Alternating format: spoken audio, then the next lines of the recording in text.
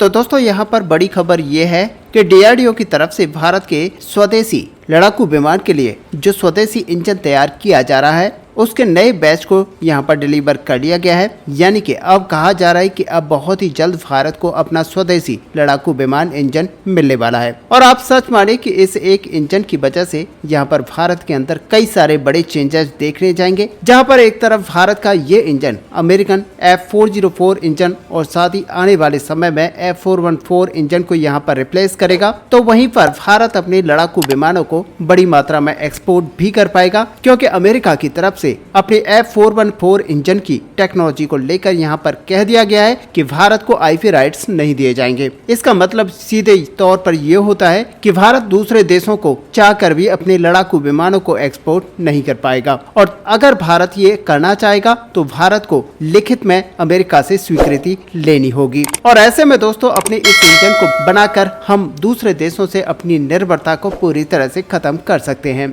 ऐसे में आपको याद होगा कि तेजस फाइटर जेट के लिए कई सारे इंजन की डिलीवरी अमेरिका ने समय पर नहीं की है, जिसकी वजह से ये पूरा जो प्रोजेक्ट है वो यहाँ पर डिले हो गया है। और इन्हीं सब चीजों को ध्यान में रखते हुए डीआरडीओ ने अपने काम को बहुत तेजी से करना स्टार्ट कर दिया है और अब नए बैच की सारी डिटेल्स यहाँ पर आ चुकी हैं। और दोस्तों अगर आपको हमारे वीडियोस अच्छे लगते हैं तो चैनल को सब्सक्राइब और वीडियो को लाइक जरूर कर लें। ऐसे में दोस्तों अब आपको बता दें कि डीआरडीओ ने एक रिपोर्ट के मुताबिक उन्हीं की जो संस्था है GTRE, जिसे हम गैस टरबाइन रिसर्च एस्टेब्लिशमेंट के नाम से जानते हैं, इनको ड्राई कावेरी इंजन के नए बैच यहाँ पर डिलीवर कर दिए गए हैं। इस नए बैच की जांच की जाएगी, इसके सर्टिफिकेशन किए जाएंगे ताकि पता चल सके कि ये इंजन लड़ाकू विमानों के लिए पूरी तरह से तैयार है। और यहाँ पर जांचा जाएगा कि आखिरकार इन इंजन्स के अंदर कौन सी यहाँ पर कमियां रह गई हैं और उनको किस तरह से यहाँ पर दूर किया जा सकता है, और कौन से नई अपग्रेडेड टेक्नोलॉजीज दुनिया में आ चुकी हैं जिनका इस्तेमाल करते हुए 5th जनरेशन के फाइटर जेट के तैयार किया जा रहा है। और ऐसे में इन इंजनों के अंदर भी उसी टेक्नोलॉजी को यहाँ पर एड ऑन किया जा रहा है। यानी कि आप मानकर चलिए कि भारत न केवल करंट सिचुएशन को यहाँ पर हैंडल कर रहा है, बल्कि आने वाले समय में जो भी यहाँ पर फाइटर जेट्स के इंजन को लेकर रिक्वायरमेंट रहने वाली है उसको भी यहाँ पर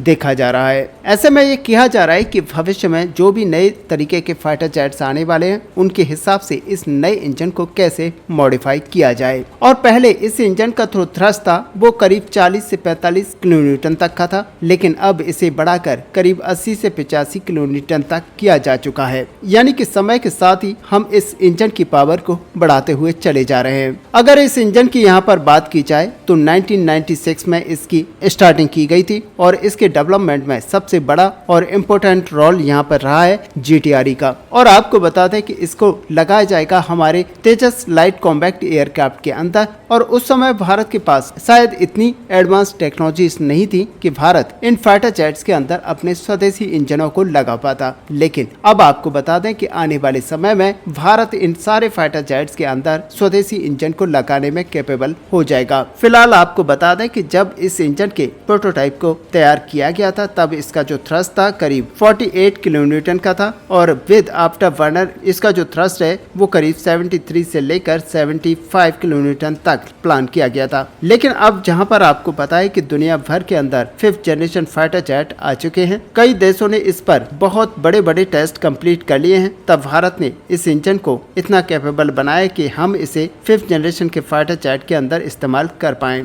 और इसीलिए इसके जो थ्रस्ट है उसको यहाँ पर बढ़ाने की बात की जा रही है, और फाइनली यहाँ पर बताया जा रहा है कि हमारा जो कावेरी इंजन होने वाला है उसकी जो फाइनल थ्रस्ट होगी वो करीब 95 किलो न्यूटन तक होगी। और ऐसे में आप मानकर चलिए कि जब इसकी थ्रस्ट 95 किलो न्यूटन तक हो जाएगी तो वहां पर अमेरिकन इंजन को हमारा ये इंजन रिप्लेस कर पाएगा। और ऐसे में ये जो काम है वो और भी तेजी से यहाँ पर किया जा सके, इसके लिए हमारे डीआरडीओ की तरफ से पार्टनरशिप यहाँ पर की गई थी गोदरेज एरोस्पेस के साथ में, जहाँ पर 8 न्यू कावेरी इंजन के मॉडल को यहाँ पर गोदरेज एरोस्पेस की तरफ से बनवा कर तैयार किया गया था। वैसे दोस्तों आपको बता दें कि इसकी जो प्लानिंग है वो 2027 से 28 तक भारत के इस इंजन को तैयार करने की है, और तब जाकर आपको पता चलेगा कि फाइनली हमारे तेजस MK1 फाइटर जेट के अंदर ये इंजन कितना सही तरीके से काम कर पाता है। और साथ ही दोस्तों आपको बता दें कि अब अमेरिका भी इस चीज को लेकर बोल पड़ा है कि अब भारत का हमें सहयोग चाहिए और साथ ही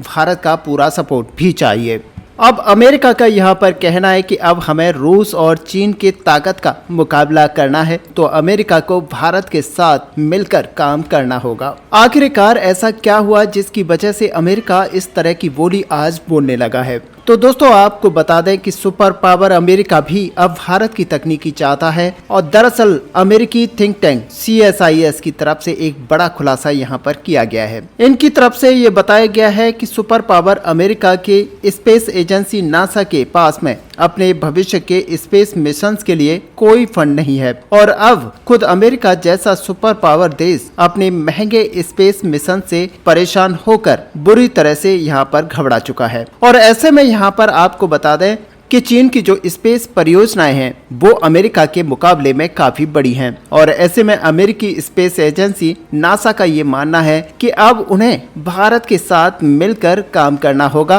ताकि भारत के साथ मिलकर अमेरिका अपने इस स्पेस मिशंस को और भी ज्यादा आगे बढ़ा पाए और स्पेस के क्षेत्र में भारत के तकनीकी दक्षता का फायदा यहाँ पर अमेरिका लेना चाहता है। और दोस्तों आपने देखा ही है कि हमारा इसरो किस तरह से स्पेस के मिशंस को बहुत ही कम पैसे के साथ लॉन्च कर देता है और आपने देखा यहाँ पर मंगल ग्रह का मिशन हो या फिर चंद्रयान, कोई भी मिशन हमारा कॉस्टली नहीं था और अमेरिका के मुकाबले में हमारे जो मिशंस थे वो यहाँ पर बहुत ही ज्यादा डाउन थे और इसी वजह से अमेरिका की तरफ से ये कहा जा रहा है। ऐसे में ये देखना होगा कि भारत आगे आने वाले समय में क्या अमेरिका को इस चीज को लेकर सपोर्ट करेगा, क्योंकि भारत स्पेस की तकनीक और सफलता के मामले में पूरे यूरोपियन यूनियन से आगे खड़ा हुआ है। वहीं भारत का स्पेस मिशन सबसे सस्ता भी है। ऐसे में अगर भविष्य में भारत और अमेरिका मिलकर स्पेस के क्षेत्र में काम करते हैं तो सच मानिए कि यहाँ पर अमेरिका की स्पेस एजेंसी नासा को अपने भारी भरकम बजट वाले